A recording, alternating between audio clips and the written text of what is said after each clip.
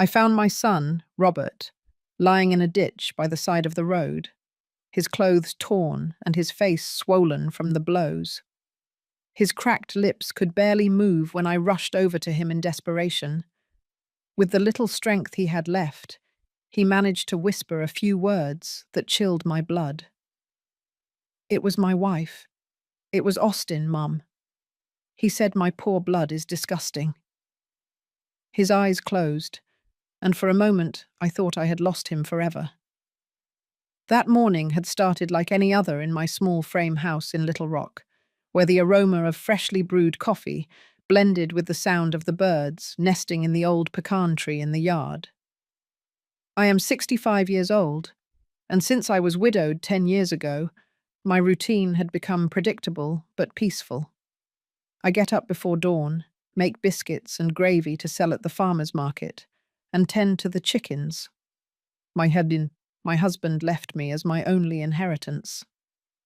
The rough texture of the dough between my fingers calmed me as I thought about Robert, my only son. At 30 years old, he had managed to get a job in a downtown office, something I never imagined possible for someone of our background. He wore a suit every day, had his own car, and had married Andrea, a girl from a well-to-do family who seemed to genuinely love him. The phone rang near noon. It was an unfamiliar voice telling me that a young man had been found injured on the highway up north. When they mentioned his name, my hands began to tremble uncontrollably. I ran toward there with my heart pounding in my chest, unable to imagine what awaited me. Seeing my son in that state was like a punch to the soul. Blood had stained his white dress shirt, the one he liked to wear on Sundays. His cheeks were swollen, and he had cuts on his hands, as if he had tried to defend himself.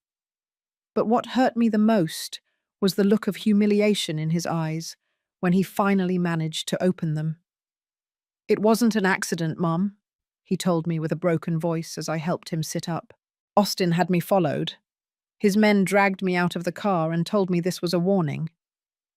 Tears rolled down his bruised cheeks, and I felt something break inside my chest. Austin Bradford was Andrea's father, a real estate mogul who controlled half the businesses in town. He owned several high-end restaurants, a construction company, and several properties in the commercial district. From the day of the wedding, he had treated Robert with contempt, as if he were something dirty that had stained his family's honor. I drove Robert home in silence, supporting him as he walked with difficulty. I laid him down in his old bedroom, the same one he had slept in as a boy, and cleaned his wounds with warm water and rubbing alcohol. His moans broke my heart, but I knew the deepest wounds were not the visible ones.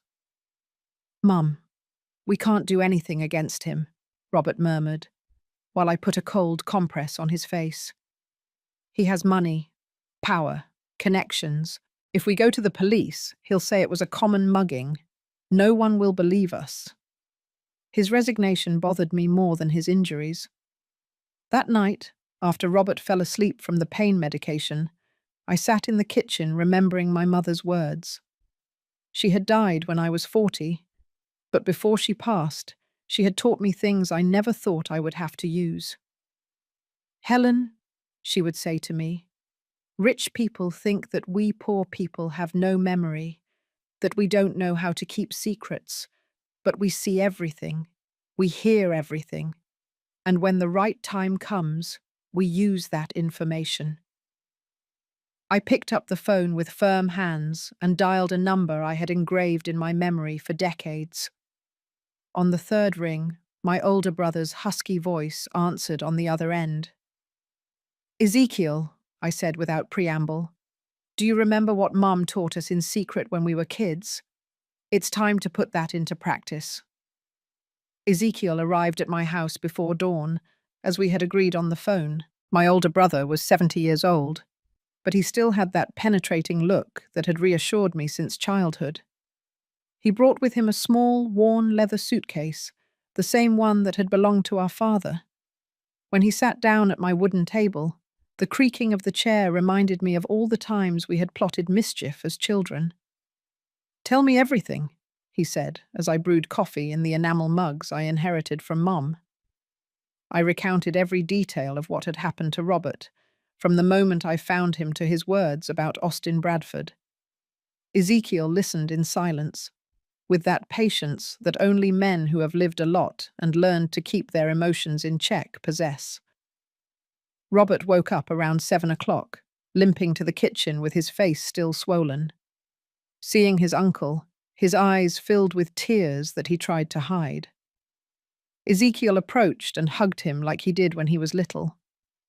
"Son," he said in a serious voice, "this is not going to stand, but I need you to tell me exactly what happened, without omitting any detail." Robert sat down slowly, carefully touching his ribs.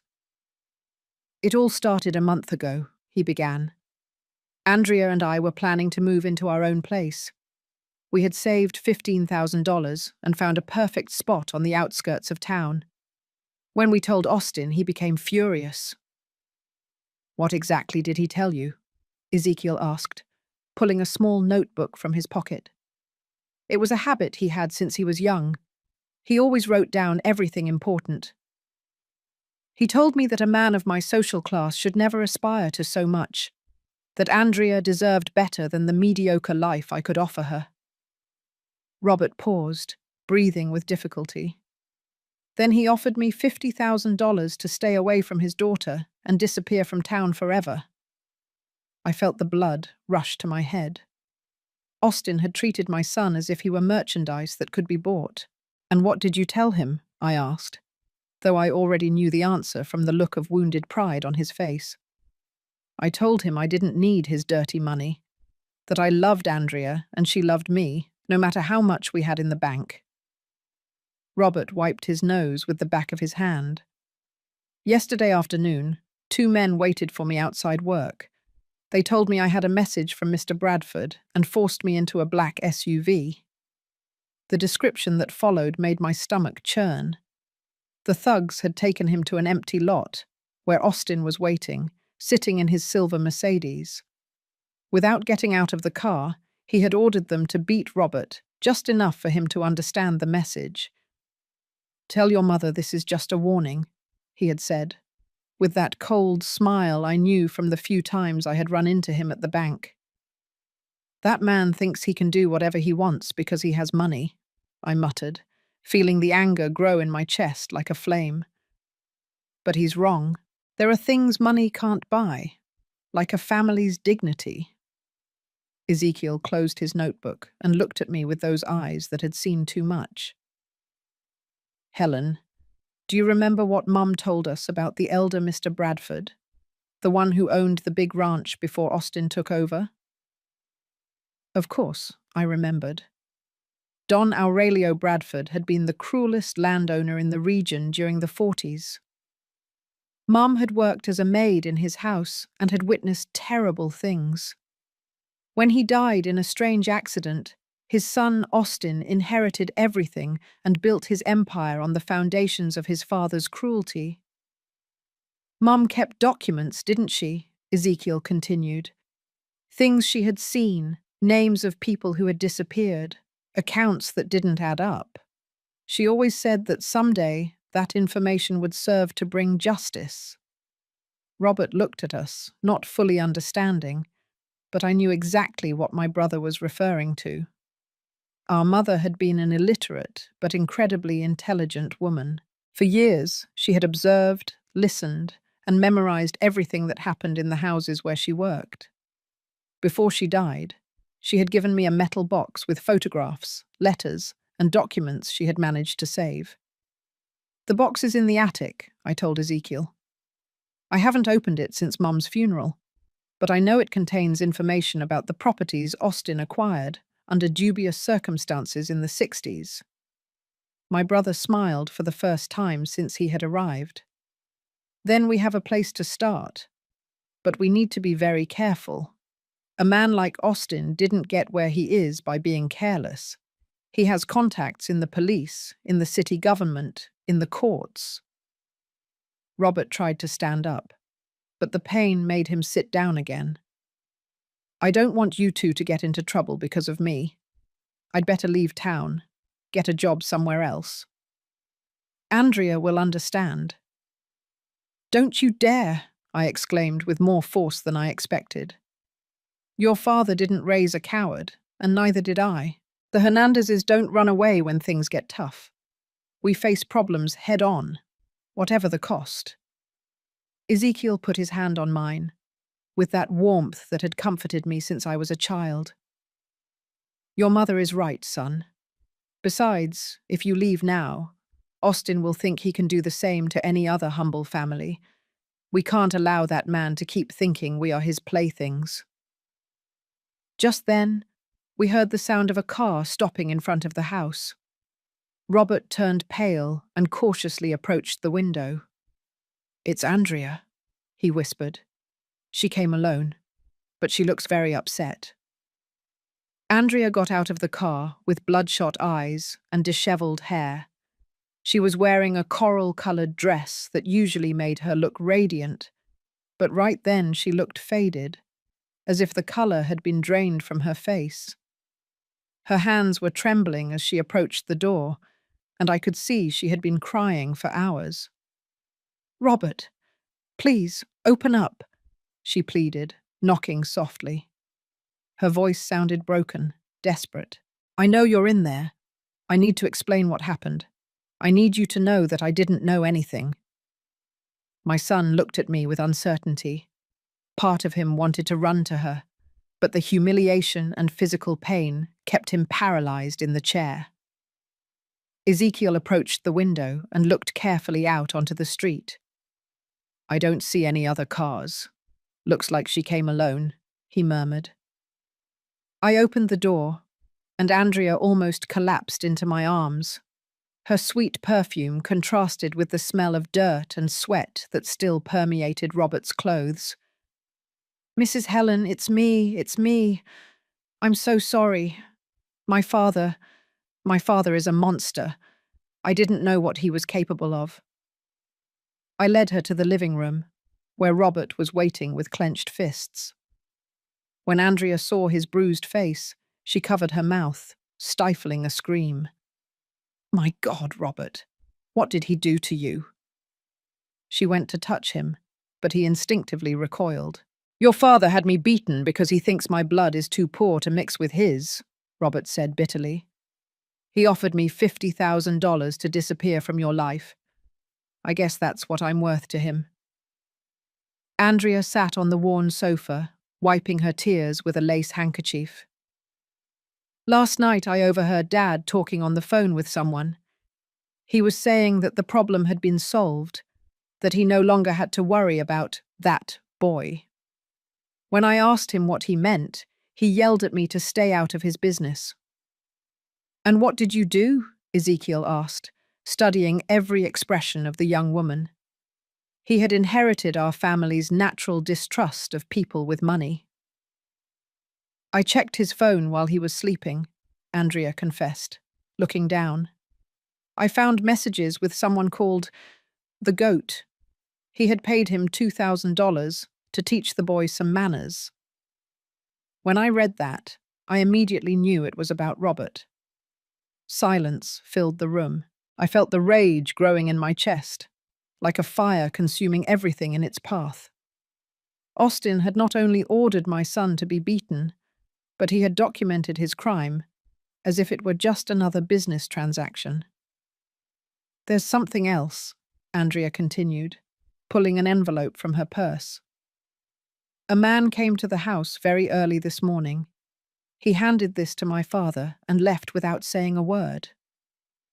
The envelope contained blurry photographs showing Robert being beaten by two men while Austin watched from his car. "It's blackmail," Ezekiel murmured, examining the images.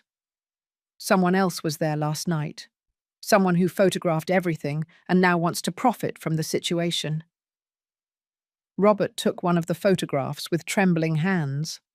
Seeing the graphic evidence of his humiliation seemed to awaken something in him. "We can't let this go on," he said in a firmer voice. "If we give in now, Andrea's father will think he can do whatever he wants to anyone he considers inferior. Andrea approached him. This time, Robert didn't back away. "I love you," she said, carefully taking his hand.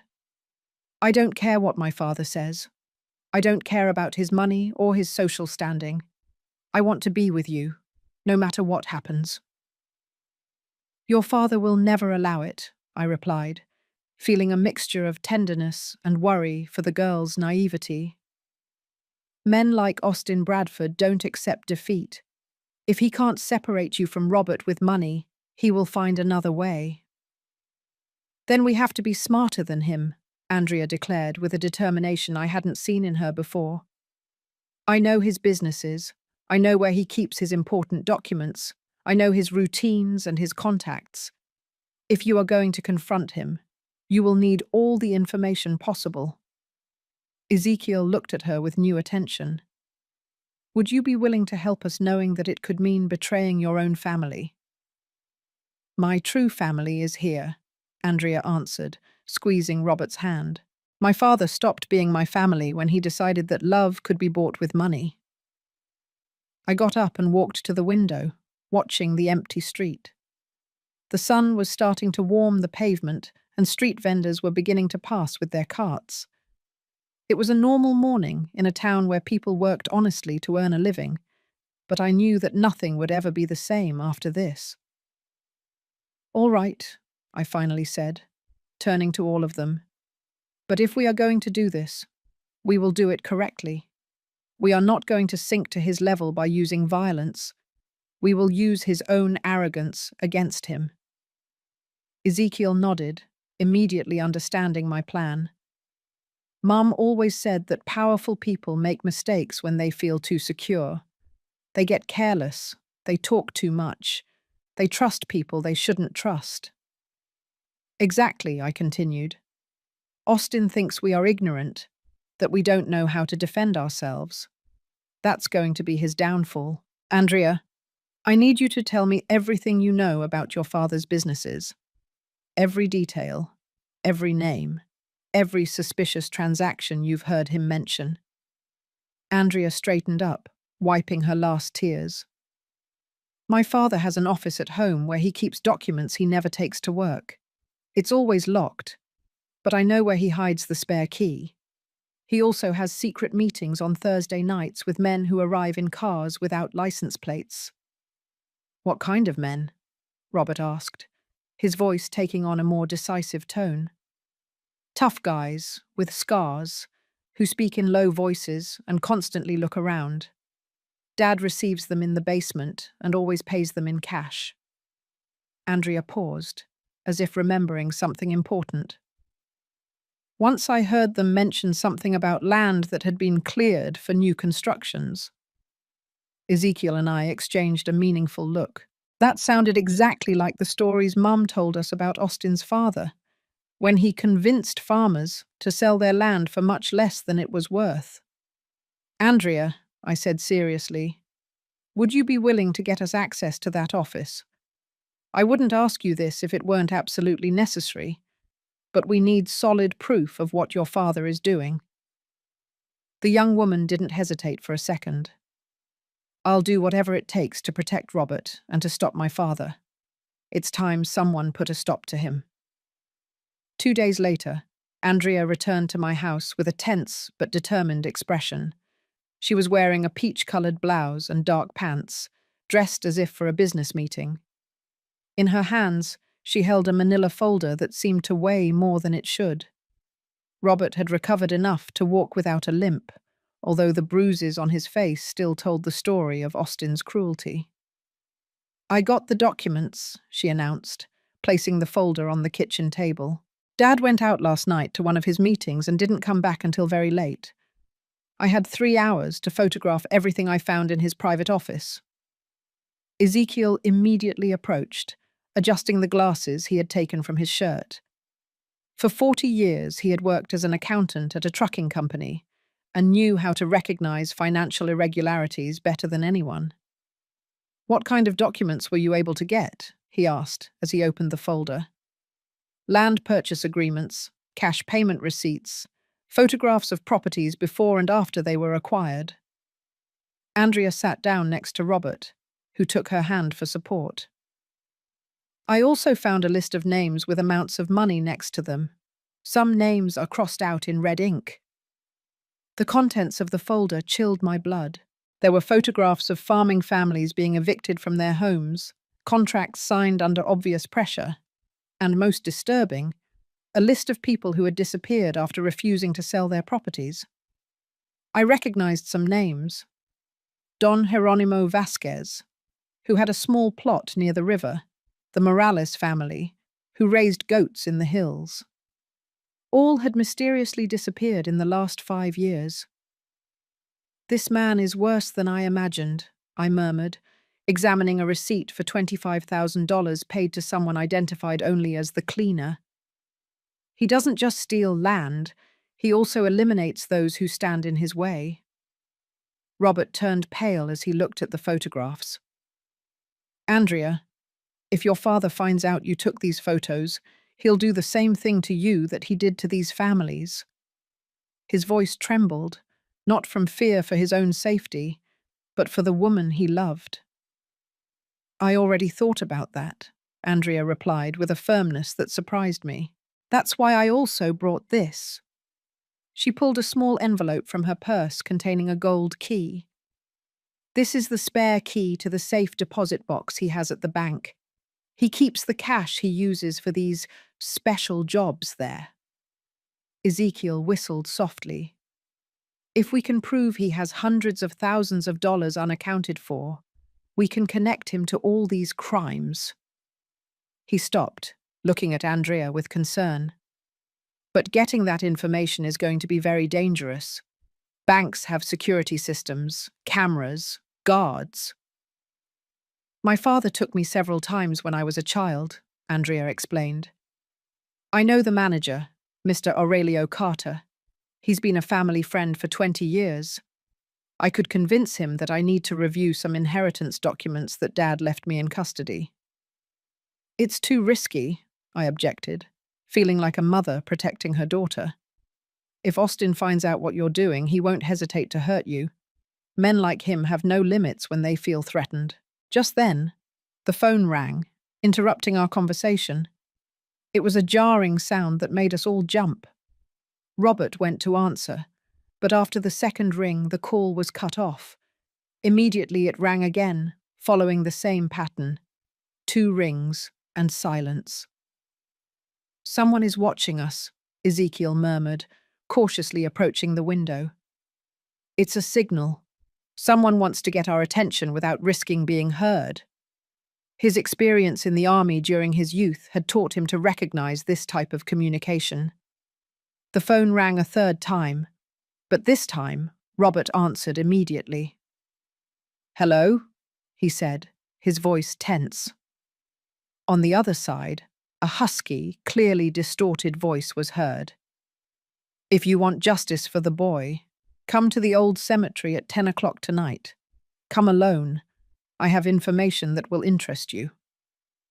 The call was cut off, leaving us in a tense silence. Andrea clung to Robert's arm, her knuckles white from the pressure. "Do you think it's a trap set by my father?" she asked in a barely audible voice. "It's possible," I admitted. "But it could also be someone who has valuable information and can't risk being seen with us in broad daylight." I remembered my mother's words about the people in town. There's always someone who sees everything but can't speak. Those people keep secrets until the time comes to use them. Ezekiel returned from the window with a worried expression. "There's a black SUV parked at the end of the street. It's been there since Andrea arrived. It can't be a coincidence." "Those are my father's men," Andrea confirmed, turning pale. "I recognize them. He always sends people to watch when he suspects something." She stood up abruptly, heading toward the door. "I have to go. If they see me here too long, they'll report it to Dad." "Wait," I stopped her, taking her arm gently. "If you go to the bank tomorrow, go early, before your father wakes up. and keep your cell phone on. If something goes wrong, call the number I'm going to give you immediately." I wrote down the phone number of my cousin Mary, who worked as a nurse at the hospital. She was one of the few people in town who wasn't afraid of Austin Bradford and who had contacts elsewhere if we needed urgent medical or legal help. "Andrea," I said, looking her directly in the eyes, "I want you to understand that once we do this, there's no going back. Your father will find out that you were the one who provided this information. Are you completely sure you want to go through with this?" The young woman looked at Robert, whose eyes were full of admiration and concern. Then she looked at me, and I saw the same determination in her eyes that I had seen in my own mirror during the most difficult moments of my life. "Mrs. Helen, my father destroyed my childhood with his cruelty. He destroyed my youth with his obsessive control. I will not allow him to destroy my future with Robert." She headed toward the door, but stopped before leaving. "Tonight, when you go to the cemetery, be very careful. My father has contacts all over the city. If someone recognizes or follows you, it could be a death trap." After Andrea left, the three of us remained in silence, each lost in our own thoughts. The weight of what we were about to face was beginning to become real. It wasn't just the story of a mother protecting her son. It was the story of ordinary people confronting a corrupt system that had operated in the shadows for decades. "Mum," Robert finally said, "do you think we're doing the right thing? Maybe we should take the money Austin offered and start a new life somewhere else." I looked at him with the same seriousness my mother had looked at me with when she taught me the most important lessons in life. "Son, there are moments in life when you have to decide what kind of person you are going to be. You can be the person who runs away when things get tough, or you can be the person who stays and fights for what is right. Your father was the second type, and so am I." At 9:30 at night, Ezekiel, Robert, and I walked in silence toward the old cemetery. The streets were empty except for some stray dogs that followed us for a few blocks before getting lost in the shadows. The night air carried the aroma of orange blossoms, mixed with the smell of damp earth that always preceded the rainy season. The old cemetery was located on the outskirts of town, surrounded by a rusty iron fence that creaked in the wind. The oldest gravestones dated back to the turn of the last century, many of them tilted by time and covered with moss. The full moon provided enough light to walk among the graves without tripping, but it also created unsettling shadows that seemed to move around us. "There he is," Ezekiel murmured, pointing to a figure waiting next to the Herrera family mausoleum. It was a tall, thin man, dressed in dark clothing and a baseball cap that partially concealed his face. As we got closer, I could see that he was about 50 years old and had a scar running across his left cheek from his ear to the corner of his mouth. "Are you the family of the beaten boy?" he asked in a husky voice, staying in the shadows. His accent revealed that he wasn't from town. He probably came from some larger city up north. "That's us," Robert replied, taking a step forward despite his ribs still hurting. "Who are you? Why do you want to help us?"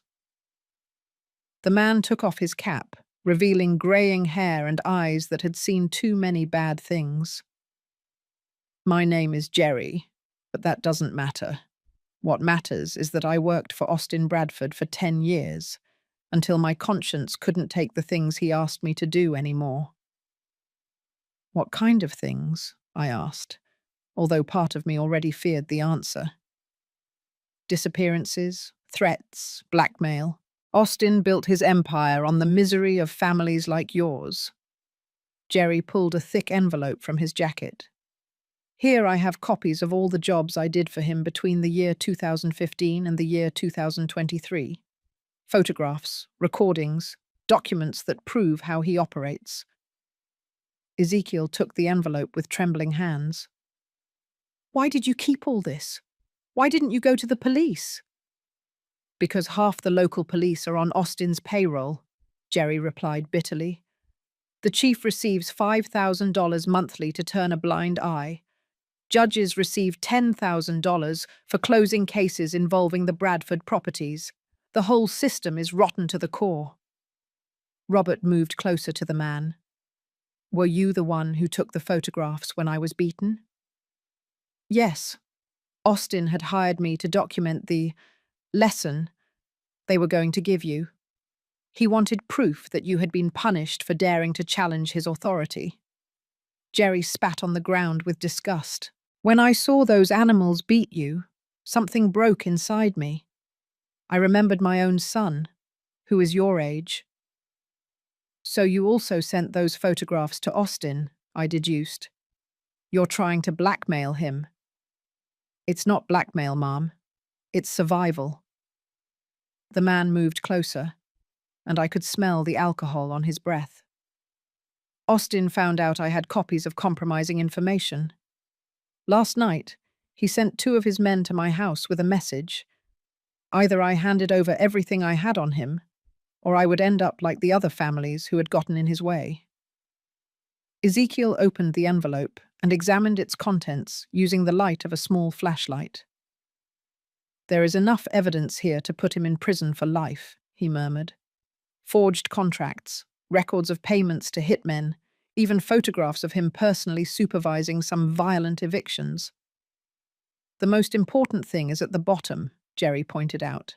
A recording where Austin admits to ordering the murder of the farm leader who was organizing resistance against his land appropriations.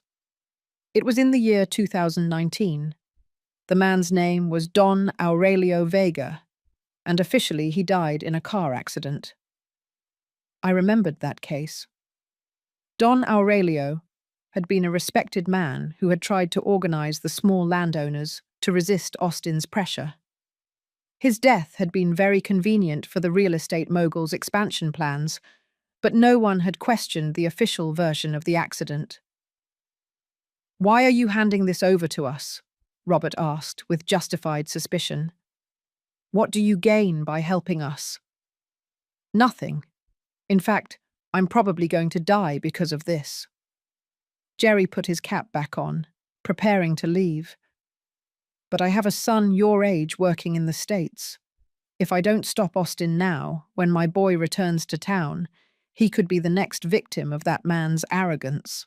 "Where are you going now?" I asked him, feeling a mixture of gratitude and concern for this stranger who had risked everything to help us. "Far away. Very far away. I have contacts in other states who can get me new documents." He headed toward the exit of the cemetery, but stopped and turned back to us. "You have to be very careful. Austin already knows someone has information against him. He's going to be paranoid, dangerous. Don't trust anyone in town because he has eyes and ears everywhere." "What about Andrea?" Robert asked anxiously. "She's in danger, more than you imagine. Last night I overheard Austin talking on the phone with someone about sending his daughter to a boarding school in Europe. He wants to keep her away from town until all this calms down." Jerry paused. "But I also heard something more worrying. He mentioned that maybe it was time to definitively clean up the problem of his son-in-law's family." My hands involuntarily closed into fists. "Is he threatening us too?" "Not just threatening, ma'am. Planning. He has a meeting scheduled tomorrow night with the cleaner, the same man who took care of Don Aurelio Vega and the other disappeared families." Jerry's voice sounded tense for the first time. "If you're going to do something with this information, you have to act fast. After tomorrow, it could be too late." The man disappeared into the shadows of the cemetery, leaving us alone with an envelope full of evidence that could destroy Austin Bradford, but that could also cost us our lives if we didn't use it correctly. We walked back home in silence, each processing the implications of what we had heard. Robert was ahead, limping slightly, but with a determined step. Ezekiel walked beside me, protecting the envelope as if it were the most valuable object in the world. which was probably true at that moment. "Mom," Robert said when we reached the door of the house, "I think we should go directly to the capital early tomorrow morning. Hand over all this evidence to the federal prosecutor's office, where Austin doesn't have contacts." "It won't be that easy," Ezekiel replied. "That man's contacts reach farther than you imagine. We need a smarter plan, something he won't expect us to do." We entered the house and sat around the kitchen table, the envelope between us like a ticking time bomb. I knew that the next few hours would be crucial, not only to get justice for what had been done to Robert, but to protect all the families Austin had hurt and to prevent him from continuing to hurt others. "I have an idea," I finally said, remembering something my mother had taught me about fighting battles that seemed impossible to win. "But it will require us to trust Andrea completely, and for her to trust us completely." At dawn, Andrea arrived at my house with bloodshot eyes and trembling hands. She was wearing an ivory-colored blouse and dark jeans, but her clothes were wrinkled as if she had slept in them. In her purse, she carried a small recorder and several documents she had managed to take out of the bank without raising suspicion. "I got it," she announced, dropping the documents on the table with hands that wouldn't stop shaking. "Mr. Carter let me check Dad's safe deposit box. There was over $200,000 in cash, divided into stacks with labels that correspond exactly to the names on the list we found yesterday." Robert approached to examine the papers, his face still showing the bruises from the beating. "Andrea, does your father suspect anything? Did he notice you had been in his office?" "He confronted me last night," she replied, her voice breaking. "He asked me directly if I had been snooping in his business. I lied to him. I told him I was just looking for Mum's documents that he had stored after her death." She stopped to wipe away tears. "But I don't think he completely believed me. This morning I found 2 of his men searching my room." Ezekiel looked up from the documents he was examining. "Did they find anything compromising?" "No, because I had hidden everything in my Aunt Norma's attic." Andrea sat down next to Robert, who immediately put his arm around her shoulders. "But Dad told me he had made a decision. This afternoon I'm traveling to a boarding school in France. He says I need to get away from town until certain problems are resolved." I felt time running out. If Austin sent Andrea out of the country, we would lose our most valuable source of information, and also the only person who could testify directly about her father's criminal activities. "You cannot get on that plane," I told her firmly. "Once you are in Europe, your father will have the time and freedom to eliminate all the evidence and get rid of any witness who might incriminate him, including us." "What can I do?" Andrea asked desperately. "If I refuse to travel, he will definitely suspect that I am working with you." "And if he suspects that?" "Then we have to act today," I declared, feeling my resolve harden. "Ezekiel, review all the information Jerry gave us last night." My brother nodded, placing a small recorder and several documents organized chronologically on the table. "Here is Austin's confession, admitting that he ordered the murder of Don Aurelio Vega. We also have photographs of him supervising violent evictions, copies of forged contracts, and receipts for payments to hitmen totaling over $500,000 in the last 5 years." Robert took one of the receipts, examining it carefully. "This is the receipt for the payment to the GOAT for beating me. $2,000 for what he called disciplinary correction service." His voice sounded controlled, but I could see the contained rage in his eyes. "And this is the most important thing," Ezekiel continued, showing an official document, a copy of the original will of Austin's father, which specifies that all properties should be donated to charitable organizations after his death. Austin forged a second will to inherit everything. Andrea leaned in to examine the document. "I recognize that handwriting." It's my grandfather's lettering, but it's definitely not his real signature. Dad used to practice imitating it when I was a child. I thought it was just a game, but now I understand he was preparing to forge legal documents. The phone rang, interrupting our conversation. It was the same pattern as the night before. 2 rings and silence. This time, however, when Robert answered, it was Jerry's voice, but it sounded much more urgent than before. "You have to move right now," he said without preamble. "Austin has accelerated his plans. The meeting with the cleaner has been moved up to 3 o'clock this afternoon. They are going to eliminate the whole family and make it look like a car accident on the mountain road." "How do you know that?" Robert asked, turning pale. "Because the cleaner is my younger brother," Jerry confessed, his voice breaking. "He called me this morning to warn me to get out of town immediately. Austin offered him $50,000 to eliminate the Hernandez family problem in a way that wouldn't arouse suspicion." Silence filled the room. We knew Austin would eventually resort to violence, but hearing that he had already put a price on our heads made everything terribly real. "Jerry," I said, taking the phone, "did your brother accept the job?" "He told me yes to buy time, but he's actually willing to testify against Austin if you can guarantee protection for him and his family. He has recordings of other conversations where Austin plans more murders. Where can we meet him?" "At St. Michael's Church in 1 hour. Come through the back entrance, the one that leads to the garden, and bring all the evidence you have. My brother knows a journalist in the capital who can make all this public before Austin has time to react." The call was cut off, leaving us with a mixture of hope and terror. We finally had the opportunity to publicly expose Austin's crimes, but we also knew he wouldn't hesitate to kill us if he discovered our plan before we could execute it. "Andrea," I said to her, "I need you to call your father and tell him you accept traveling to France, but that you need a few more hours to pack and say goodbye to some friends. That will give us time to get to the church and organize everything with Jerry's brother."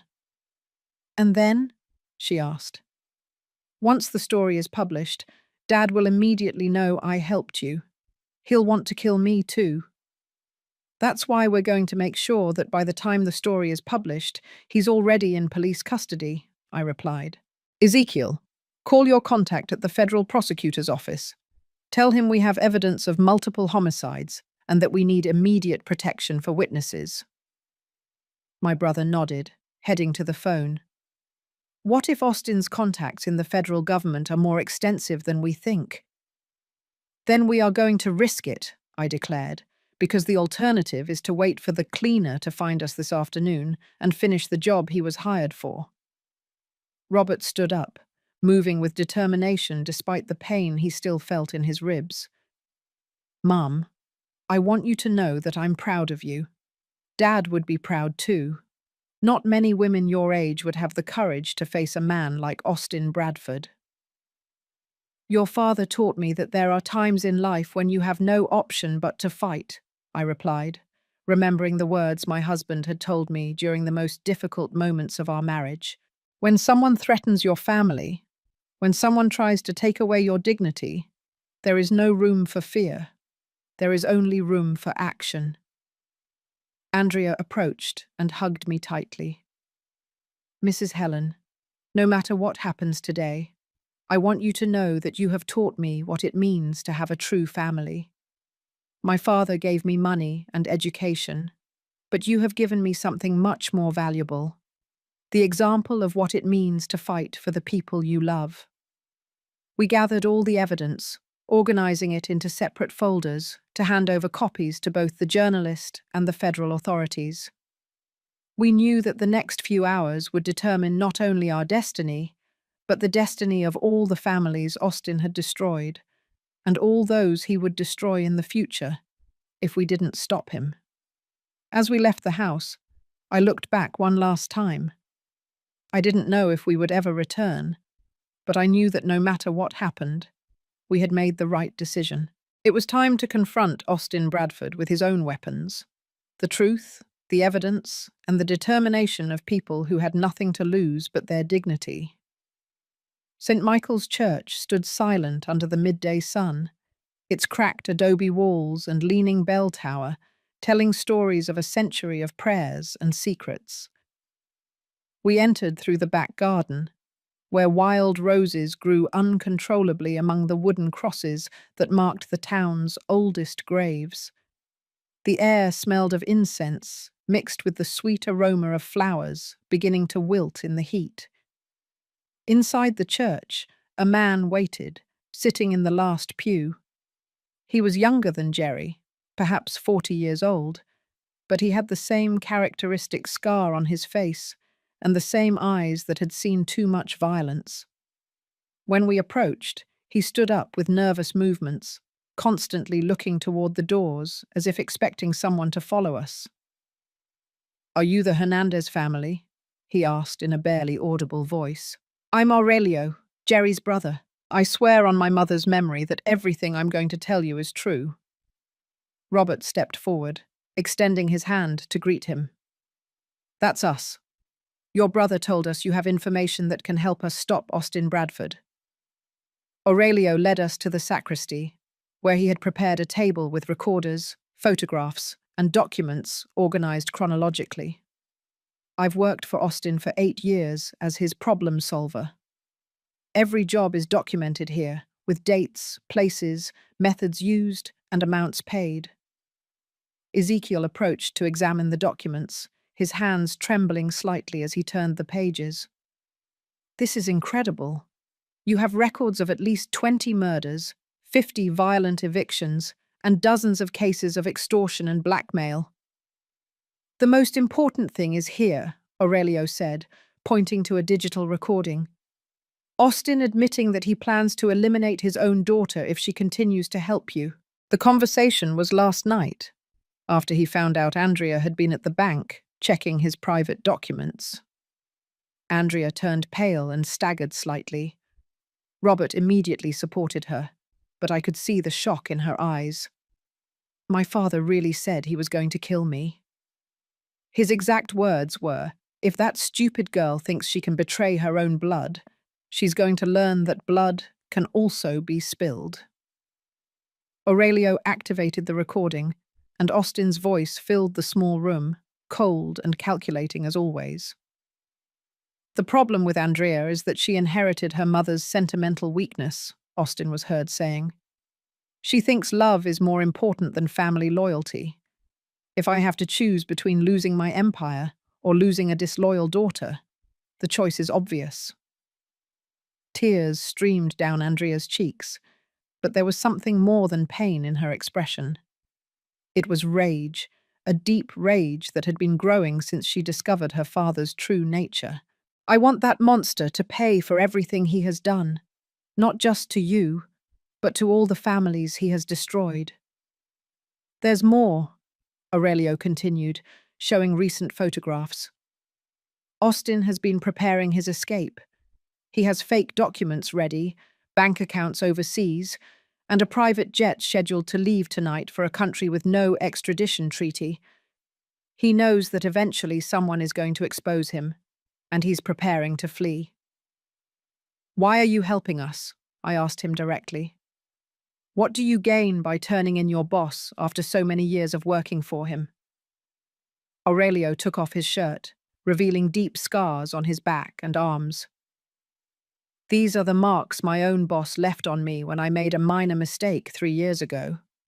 Austin had me tortured by his own men to teach me discipline. Since then, I've been planning my revenge." "But there's something else," he added, pulling a photograph from his wallet. It was a girl about 10 years old, smiling in front of a rural school. "My daughter lives with her mother in a nearby town. Austin found out where she is and threatened to harm her if I didn't eliminate your family today. I can't let him use my little girl to force me to kill innocent people." The puzzle was beginning to complete itself. Aurelio didn't just want personal revenge. He was trying to protect his own daughter from becoming another victim of Austin's blackmail. He was a desperate man, trying to break the cycle of violence that had trapped him for years. "I have a plan," he announced, unfolding a map of the town on the table. "The journalist from the capital will arrive in 2 hours. We need to keep you safe until then, and we also need to make sure Austin can't escape before the story breaks." "How are we going to stop him?" Robert asked. "That man has bodyguards, weapons, and contacts everywhere. We can't confront him directly." "We are not going to confront him directly," Aurelio replied with a smile that chilled my blood. "We are going to use his own paranoia against him. Austin is expecting me to eliminate your family this afternoon. Instead, I'm going to call him and tell him that I found evidence that Andrea is planning to escape the country with you, taking compromising information." "That will infuriate him," I objected. "He'll want to kill us immediately." "Exactly. But it will also force him to move personally. Austin never delegates matters he considers truly important. He will come here with few men, trusting that I have already eliminated the main threat." Aurelio pointed out several spots on the map. "This is where we are going to set the trap." Andrea approached the map, studying the strategy with surprising attention. "I know my father's habits. He always carries his personal phone when he goes to supervise important jobs. We could record the entire conversation when he arrives here." "It's risky," Ezekiel murmured. "If something goes wrong, if Austin suspects the trap, he'll kill all of us without hesitation." "The alternative is to wait for him to take control of the situation," I countered. "At least this way we have a chance to surprise him instead of being his passive victims." Aurelio checked his watch, showing increasing nervousness. "The journalist should be arriving in 1 hour. I'll call Austin in 15 minutes to set the bait. You all have to be hidden, but in a position to record everything he says when he arrives." "And then?" Andrea asked. "After we have all the evidence recorded?" "Then we are going to hand over everything to the federal authorities and the media simultaneously. We are going to make so much public noise that not even your father's corrupt contacts will be able to protect him." Robert took my hand, squeezing it tightly. "Mum, I want you to know that no matter what happens today, I am proud to be your son. You taught me that some battles are worth fighting, even when the odds are stacked against you. And you taught me that it is worth risking everything for the people we love," I replied, looking at Andrea with the affection that had grown for her during these difficult days. "Now let's show Austin Bradford that he severely underestimated this family." Aurelio headed toward the sacristy phone, preparing to make the call that would set our final plan in motion. We all knew that the next few hours would determine whether we would get justice or whether we would become the last victims of Austin Bradford's criminal empire. "It's time," Aurelio murmured, dialing the number. The phone rang twice before Austin's familiar and arrogant voice answered on the other end. "Boss, we have a serious problem," Aurelio said into the phone, modulating his voice to sound urgent but controlled. "The girl Andrea is not at home. Her neighbors told me they saw her leaving early this morning with suitcases and documents. I think she's planning to run away with the Hernandez family." From our hiding place behind the main altar, we could hear Austin's heavy breathing through the speakerphone that Aurelio had discreetly activated. "Are you sure about that?"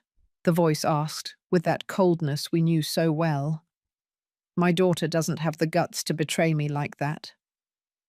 "Boss, I found this in her room," Aurelio continued, holding up a fake photograph he had prepared. "It's an image of her with the Hernandez boy at the bus station. It looks like they're planning to leave together this afternoon, probably toward the capital where they have contacts in the press." The silence on the other end of the phone lasted several eternal seconds. When Austin spoke again, his voice trembled with contained rage. "That stupid girl has no idea what she's doing. Did you already eliminate the Hernandez family as I ordered?" "I'm in position, boss. But I thought I should inform you about Andrea before proceeding. What do you want me to do with her when she shows up?" Bring her alive. I want to talk to my daughter personally before deciding her fate. Austin's voice now sounded like the growl of a wounded animal. And make sure the Hernandezes can't tell anyone what they think they know. Understood. Understood. Boss, are you coming to supervise personally? I'll be there in 30 minutes. This time I want to make sure everything is done correctly. The call was cut off with a dry click that echoed in the silence of the church.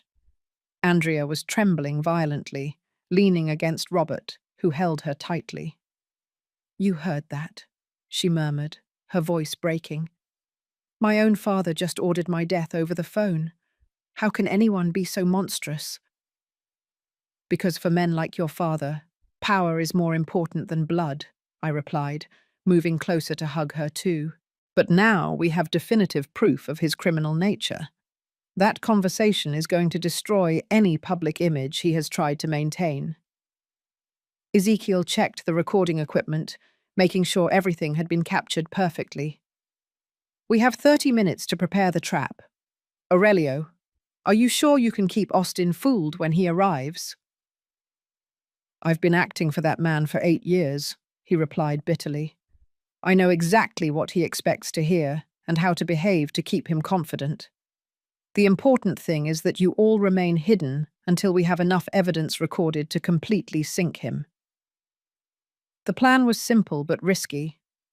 When Austin arrived, Aurelio would report that he had captured the Hernandez family and that he had them tied up in the sacristy, waiting for orders.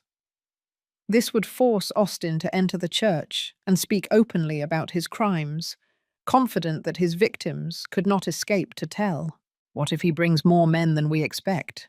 Robert asked, instinctively touching the ribs that still hurt from the previous beating. Austin is arrogant, Aurelio explained. He believes I am completely loyal and that I have eliminated the main threat. He will probably come alone, or with one bodyguard at most. In his mind, he has already won this battle. We positioned ourselves carefully behind the main altar, where a thick curtain concealed us, but allowed us to hear everything clearly. Andrea had placed her phone on record mode as a backup, and Ezekiel had the video camera ready that we had brought to document the entire encounter. The minutes passed slowly, each second marked by the ticking of the old tower clock that had counted the town's time for almost a century.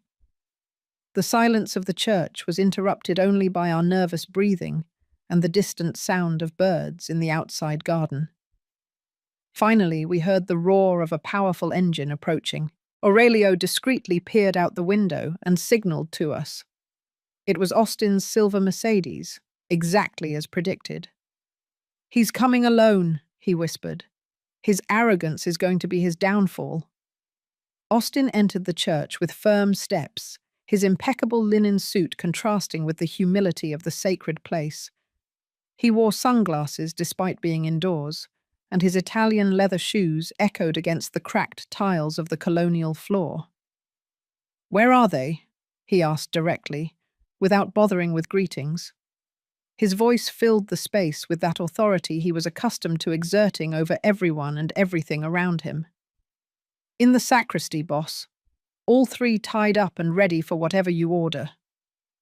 Aurelio played his part perfectly, showing the deference Austin expected from all his employees. And my daughter? Has that traitor shown up yet? Not yet, but I have the bus station under surveillance. When she arrives, we'll be waiting for her. Austin headed towards the sacristy with determined steps, but stopped halfway down the aisle. Aurelio, I want you to understand something. What we are going to do today is going to send a very clear message to the whole town. No one, absolutely no one, challenges Austin Bradford and lives to tell the tale. Understood, boss? You want it to look like an accident like the other times? No. This time, I want them to know exactly what happened to them and why. Austin's voice was filled with a chilling cruelty. I want that when the bodies are found, everyone understands that trying to humiliate me has deadly consequences. Andrea covered her mouth to stifle a sob, but Robert reassured her with gentle strokes of her hair. Ezekiel continued recording everything, documenting every word that came out of Austin's mouth as irrefutable evidence of his homicidal intentions. Furthermore, Austin continued, moving closer to the sacristy, when Andrea shows up, I want you to bring her directly here. She's going to see exactly what happens to people who betray their own family. Afterward, she'll take the first flight to Europe and stay there until she learns to be an obedient daughter. And if she refuses to cooperate? Austin stopped right in front of the sacristy door, so close that we could smell his expensive cologne mixed with the cigar smoke that always accompanied him. Then Andrea will accompany the Hernandezes on their final trip. I cannot allow any member of my family to stain the Bradford name. Just then, the sound of several cars arriving at the same time was heard. Austin immediately tensed up, looking toward the church's main door with an expression that mixed surprise and suspicion. "Were you expecting company?" he asked Aurelio, his voice suddenly dangerous. "No, boss. I don't know who it could be." The church doors swung open forcefully, and 3 men in dark suits entered, followed by a woman with a professional recorder and a television camera. It was the journalist from the Capitol with a federal prosecutor's office team. "Mr. Austin Bradford," one of the agents said in an official voice, "you are under arrest for multiple charges of homicide, extortion, and criminal conspiracy. Anything you say can and will be used against you." Austin's expression changed from arrogance to total shock in a matter of seconds. His eyes moved frantically between Aurelio, the agents, and the sacristy door where he believed we were hiding. "This is a mistake," he declared, his voice trembling for the first time since we had known him. "I don't know what you're talking about. I came here to pray, nothing more." Just then, we came out of our hiding place behind the altar. Austin saw us appear, and his face transformed into a mask of pure hatred. "You people," he yelled, pointing a trembling finger at us. "This is all your fault. A family of mediocrities trying to destroy a successful man." "No, Mr. Bradford," I replied calmly, approaching him without fear for the first time since this whole nightmare began. "This is all your fault, for believing you were superior to other people, for thinking that money gave you the right to destroy innocent lives." The federal agents handcuffed Austin while he shouted accusations and threats that no longer had any power over us. The journalist from the Capitol recorded every word, documenting the final collapse of a man who had built his empire on fear and violence.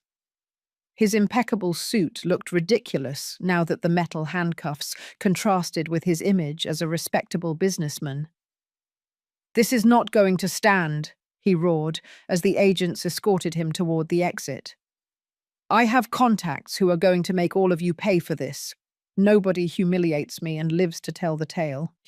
Andrea approached her father with firm steps, wiping away the last tears she would shed for him. "Dad, for 20 years I waited for you to love me as a daughter. Today I understood that you are incapable of loving anyone more than yourself. I hope the rest of your life in prison gives you time to reflect on all the families you destroyed." Austin looked at her with a mixture of contempt and something that might have been pain, but was probably just rage at being betrayed by his own blood. "Andrea, you are a sentimental fool, just like your mother. When I get out of this, and I will get out, you're going to regret choosing that trash over your own family." "My true family is here," she replied, taking Robert's hand and moving closer to me. "These people taught me what unconditional love means, something you could never give me despite all your money and power." The agents definitely took Austin away, but before leaving, the one who seemed to be in charge approached us. "Mrs. Hernandez, we need your entire family to come with us to give formal testimony." We also have to put you under temporary protection until we can arrest all of Bradford's associates. How long will that last? Robert asked, concerned about our safety and Andrea's. Based on the evidence you provided, probably a few weeks. Bradford had an extensive network of corrupt contacts, but with all the documentation you gathered, we can clean up the entire local system. The agent handed us cards with contact numbers. By the way, I want to congratulate you. Not many families would have the courage to face someone like Austin Bradford. Aurelio approached before leaving, carrying a small suitcase containing all the additional evidence he had collected during his years working for Austin.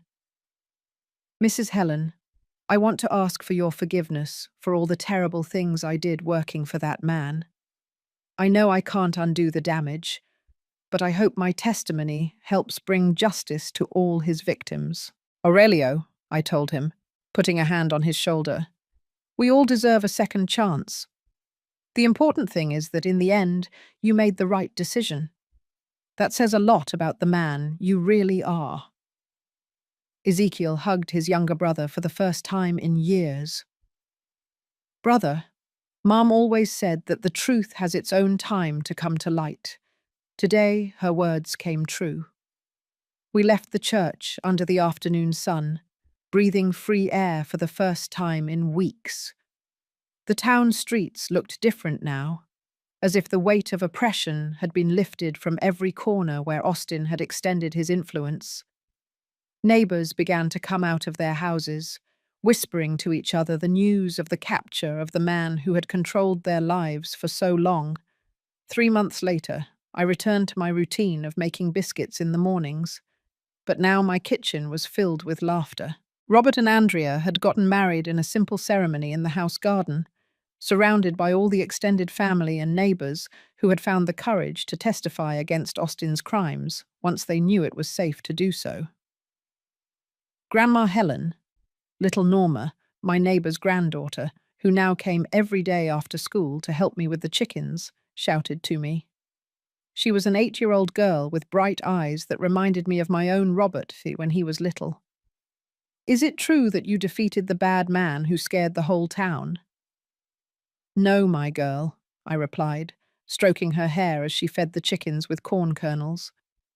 We didn't defeat anyone. We simply proved that the truth is stronger than fear, and that when families come together to protect each other, they can face any problem. Andrea appeared at the kitchen door, wearing a lavender-colored dress she had bought at the local market.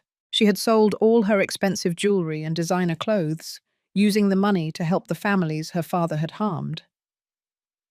Mother-in-law, Robert is ready to go to the courthouse. Today they are going to read the final sentence. The trial had lasted 2.5 months. Austin was sentenced to life in prison for multiple homicides, plus 30 additional years for extortion, illegal land appropriation, and criminal conspiracy. His properties were confiscated and sold, with the money distributed among the victims of his crimes. The system of corruption he had built crumbled like a house of cards once the light of truth fully illuminated it. How do you feel? The journalist who had helped us asked me when we met outside the courthouse after hearing the sentence. Do you feel vindicated for everything your family suffered? It's not about revenge, I replied, looking up at the blue sky where the clouds moved slowly, pushed by the wind. It's about justice. It's about proving that in this country, no matter how much money you have or how much power you think you have, no one is above the law. Robert put his arm around my shoulders as we walked back to the car. Mum, do you think Dad would be proud of what we did? Your father always told me that the Hernandezes are not a family that gives up easily, I replied, feeling my husband's warm presence in the wind rustling the tree leaves. I think he would be very proud to see how his son became a brave man and how his daughter-in-law became part of our family in the right way. Andrea approached on the other side, taking my free arm.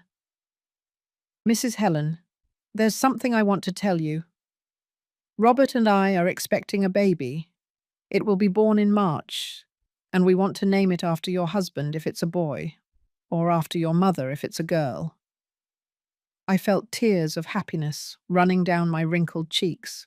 After all the years of pain and loss, after all the battles I had had to fight, I was finally seeing the dawn of a new generation that would grow up in a town free from the fear that had dominated it for so long. "You are going to be wonderful parents," I told them, already imagining that baby running through my garden, feeding the chickens, listening to the family stories I would tell, so it would never forget where it came from and why it was important to always defend the truth. That night, sitting in my rocking chair on the front porch, I watched the stars shining clearer than ever in the town sky.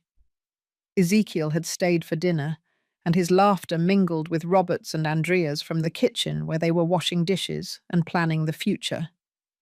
The phone rang once, but this time it was not a threat or a warning.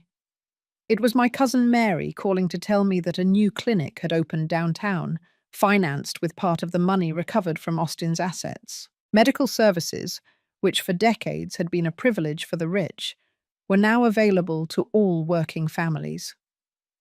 "Aunt," Mary told me in an excited voice, "they're going to need nurses and administrators for the new clinic. Do you think Robert and Andrea would be interested in working there? It would be perfect for a young family just starting out." I hung up the phone, feeling that the circle was complete. Justice had not only punished the guilty, but it had opened up new opportunities for honest families to prosper in an environment free of corruption and fear. As I prepared for bed, I remembered the words my mother had told me decades ago.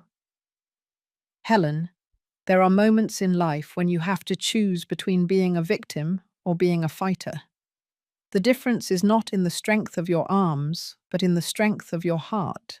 That night, I slept deeply for the first time in months, knowing that we had chosen to be fighters and that our children and grandchildren would grow up in a slightly fairer world thanks to the decisions we had made when everything seemed lost.